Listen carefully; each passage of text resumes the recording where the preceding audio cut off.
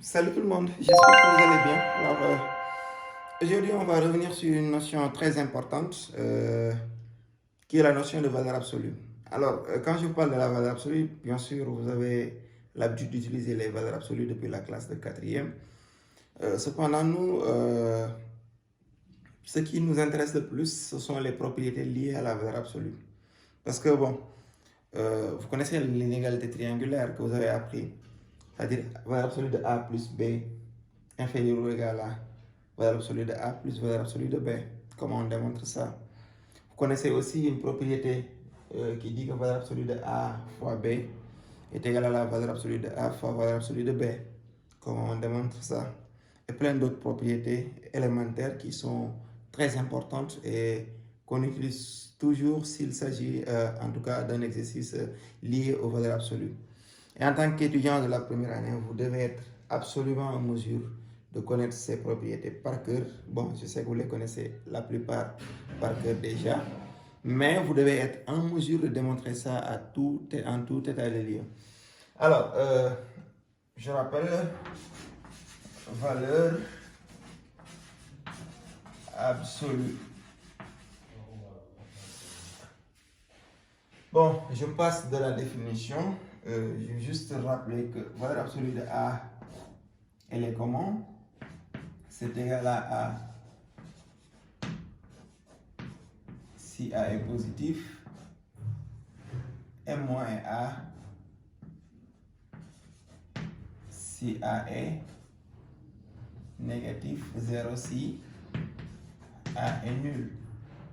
Donc voici la définition en quelque sorte, ou bien une équivalence de la définition de la valeur absolue. Nous on passe directement aux propriétés. La propriété que j'appelle P1. Alors, elle dit que valeur absolue de A,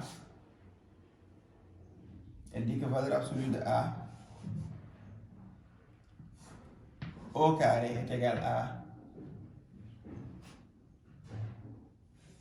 A au carré, mais aussi elle est égale à valeur absolue de A au carré, quel que soit A étant un nombre réel. Suivez bien cette propriété parce que, en tout cas, avec cette propriété, on est capable de démontrer toutes les autres propriétés élémentaires liées à la valeur absolue. Alors, comment on démontre ça? Moi, je passe par un raisonnement cas par cas. Vous pouvez trouver d'autres moyens de démontrer ça, mais je prends le cas où A est positif. Je peux même mettre positif ou nul, mais je peux mettre positif pour l'instant. Si A est positif, donc valeur absolue de A égale A. Ce qui veut dire que je peux élever au carré de part et d'autre. Parce que, donc je peux dire que valeur absolue de A au carré est égale à A au carré. Et ça, c'est cette première situation. Je continue. Toujours, si A est positif, je peux dire quoi? Toujours, on a que si A est positif, déjà de toute façon, nous, on sait que valeur absolue de, on sait que A au carré est positif. A au carré est positif, donc si je mets la valeur absolue, ce sera la valeur absolue d'un nombre positif. Et la valeur absolue d'un nombre positif donne toujours ce nombre. Donc ceci ne dépend pas du fait que A soit positif ou non. Donc peu importe la situation, A au carré est égal à valeur absolue de A au carré est égal à A au carré. Si le carré est à l'intérieur, bien sûr. Donc les deux combinés nous donnent directement donc la situation valeur absolue de A au carré égale A au carré est égal à valeur absolue de A au carré. Maintenant, ce qui nous intéresse le plus, c'est ça. C'est celle-ci que je disais qu'elle est la plupart utilisée pour beaucoup d'autres démonstrations. Alors, K où A est négatif. Si A est négatif, valeur absolue de A égale moins A. valeur absolue de A égale moyen A, donc je passe au carré, j'aurai A au carré est égal à moins A au carré qui est égal à A au carré. Bien sûr, même si A est négatif, d'autre part, on peut avoir que A au carré est toujours positif, que ce soit négatif ou truc. Donc, si je passe aux valeurs absolues, ce sera la valeur absolue d'un nombre positif. Donc, c'est le nombre lui-même. Les deux réunis nous donneront plutôt A au carré est égal à A au carré est égal à la valeur absolue de A au carré. Notez bien ça. C'est l'une des propriétés les plus capitales, en tout cas qu'on utilise, en tout cas moi que j'utilise pour démontrer beaucoup de choses, beaucoup d'autres propriétés. Alors, on passe directement à la propriété numéro 2. Bon, je fasse la démonstration.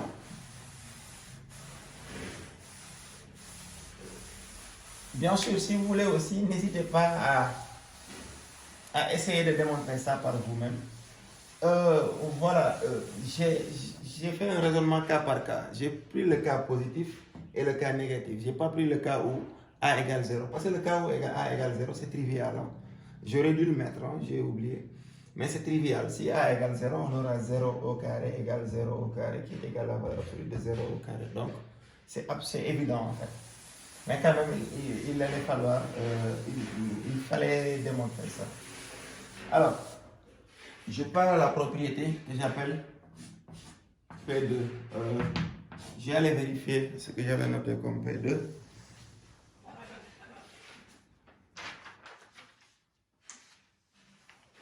Voilà, P2, très bien.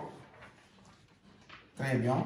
P2, c'est valeur absolue de A égale 0.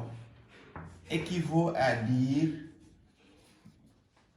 que A égale 0. C'est-à-dire quoi? Si la valeur absolue d'un nombre est nulle, c'est que le nombre est nul. Vice versa, si un nombre est nul, sa valeur absolue est nulle. Alors, comment on démontre ça? Demandez-vous comment on démontre ça, ou bien essayez de démontrer ça par vous-même en faisant une petite pause. Si vous n'êtes pas capable de démontrer ça, c'est qu'encore il vous reste des problèmes à régler et on va essayer de régler ce problème-là particulier tout de suite. Alors,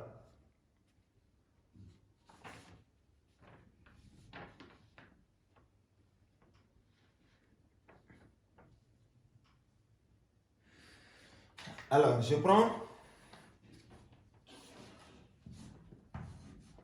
A égale 0.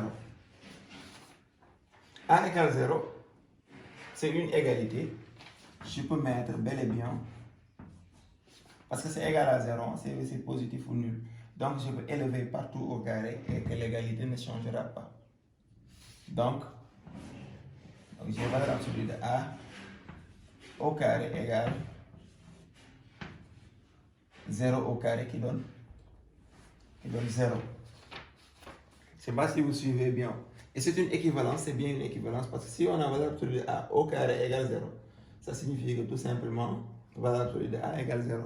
Parce que si on devait passer par valeur absolue de A au carré, c'est valeur absolue de A fois valeur absolue de A. S'il est nul, un produit est nul si l'un des facteurs est nul. Et le facteur, c'est un facteur commun. Donc, c'est un même facteur. Donc, c'est valeur absolue de A égale 0. Donc, cette équivalence, elle est bien vraie. Peu importe la situation. Maintenant, l'autre cas, valeur absolue de A égale 0 implique que A au carré implique A au carré égale 0.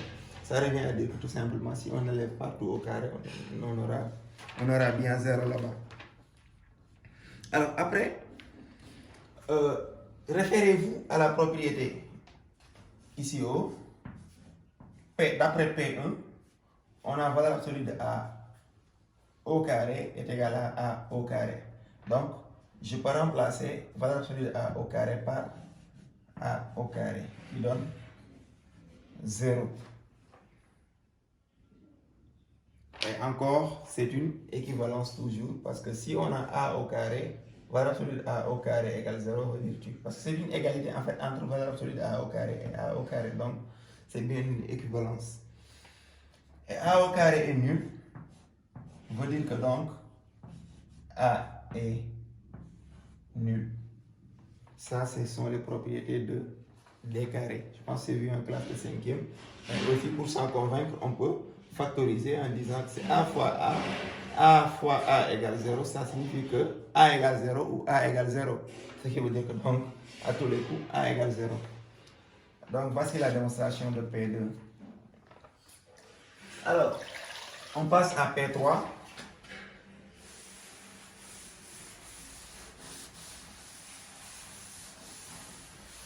Bon, si la vidéo est longue, on peut couper ça en deux. Hein. Donc, j'ai remarqué aussi que les vidéos sont souvent commencées, mais rares sont ceux qui terminent d'un seul coup. Je peux comprendre que certaines commencent et qu'après, ils attendent jusqu'à avoir plus de temps pour continuer. Mais aussi, si elle est un peu longue à vos goûts, on peut couper les vidéos en deux, en trois, ou autant que vous voulez. L'essentiel, c'est que vous puissiez visionner tout et en bénéficier. Alors, P3, on a valeur absolue de A égale valeur absolue de B. Ceci en classe de 4e ou même en seconde, on disait que ça signifie que A égale B ou A égale moins B. C'est ce qu'on disait. Maintenant, ici, bon, ça paraît logique, hein, parce qu'on utilise une approche intuitive en 4e, bon, en 3e et en seconde. L'approche intuitive qu'on utilisait, c'était de vous montrer que deux nombres, s'ils ont la même valeur absolue, soit ils sont égaux, soit ils sont opposés. Ça, c'est de manière intuitive, c'est évident. Maintenant, ici, il va falloir être capable de démontrer ça. Parce que la différence entre les autres classes et la classe et la première année, c'est que les choses qui semblent être plus élémentaires, il faudra être en mesure de les démontrer rigoureusement par une démonstration mathématique. Là aussi, on va utiliser encore P1.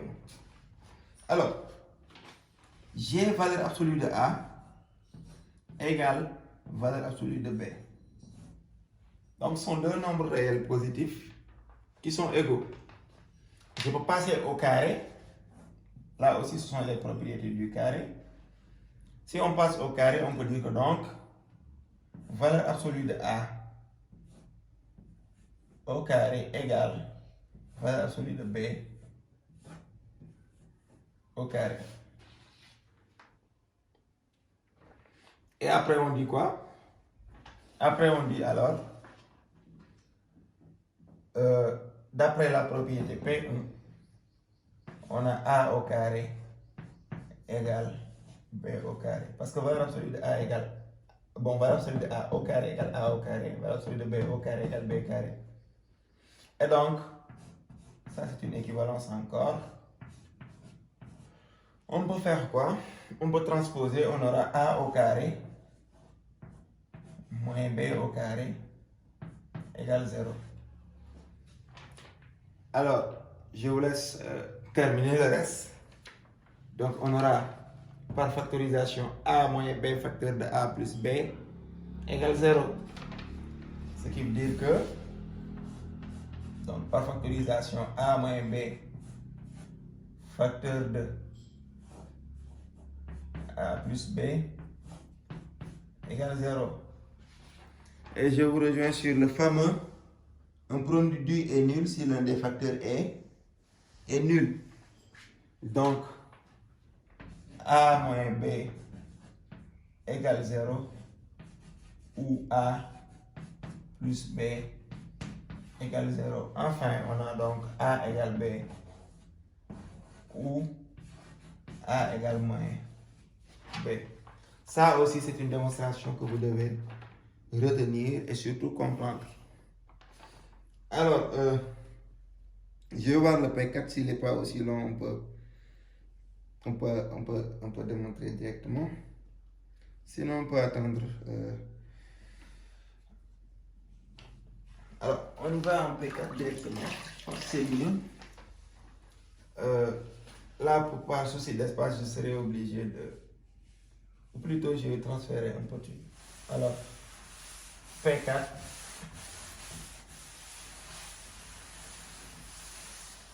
disons P4.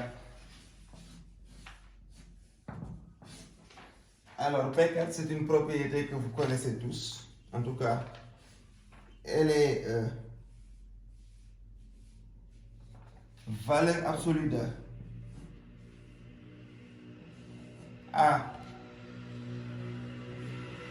B est égal à valeur absolue de A, valeur absolue de B. Alors, je note bien qu'il faut préciser, bien sûr, que A et B sont des réels. Hein? A, B étant des réels. Donc, tout ce qu'on a démontré jusque-là, il n'y a aucune autre restriction imposée à A et ou à B. Donc, ça, c'est quel que soit A étant un réel et quel que soit B étant un nombre réel. Maintenant, comment on démontre ça aussi? Je sais que vous avez l'habitude de l'utiliser, mais vous avez moins l'habitude de démontrer ça. Alors, on y va à la démonstration.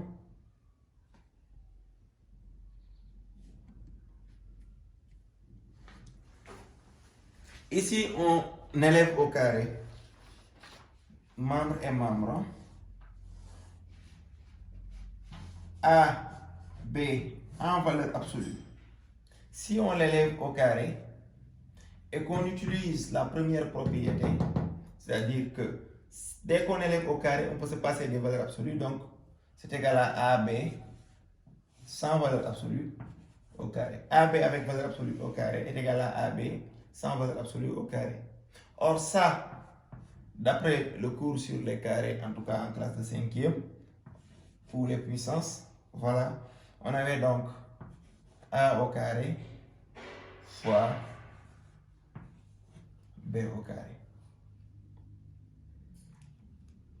D'autre part, si vous avez valeur absolue de A, valeur absolue de B, le tout au carré, là on passe d'abord par le cours sur les valeurs absolues, sur les puissances en classe de 5e, et on dira que ces valeurs absolues de, vous avez A, valeur absolue de A, valeur absolue de B au carré, c'est valeur absolue de A au carré, valeur absolue de B au carré. Ça c'est le cours sur les puissances en classe de 5e qui nous permet de dire ça.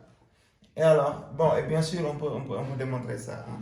Même c'est tout ce que je dis là en classe de 5e, il faut chercher en tout cas à démontrer ça parce que bon, c'est pas aussi élémentaire qu'on puisse le croire. Donc, valeur absolue de A au carré, d'après la première propriété, ça signifie que c'est A au carré. Valeur absolue de B au carré, c'est égal à B au carré.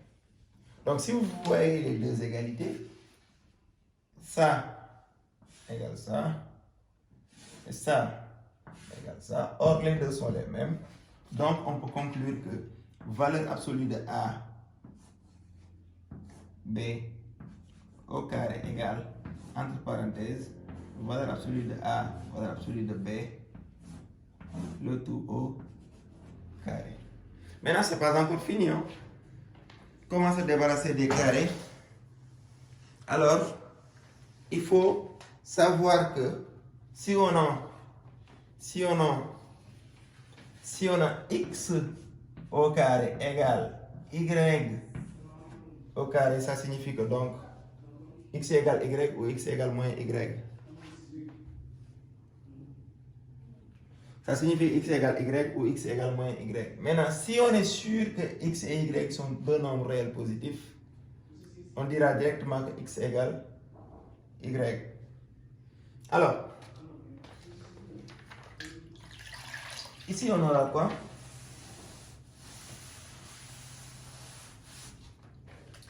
Donc, alors, ici, on est sûr que valeur absolue de A, B est positive. Avant même le carré, c'est un nombre positif. Donc, notre x est positif. Et valeur absolue de A, valeur absolue de B est positif. Le produit là, il est positif. Donc, notre y est positif. Donc, on conclut directement que valeur absolue de A disons, B est égal à la valeur absolue de A, valeur absolue de B.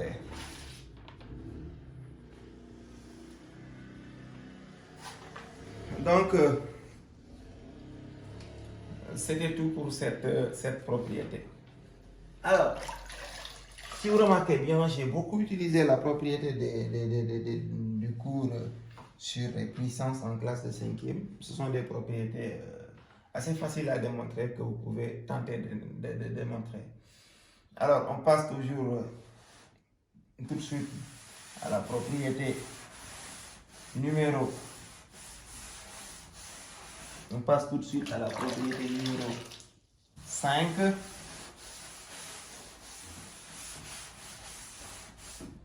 À la propriété numéro 5.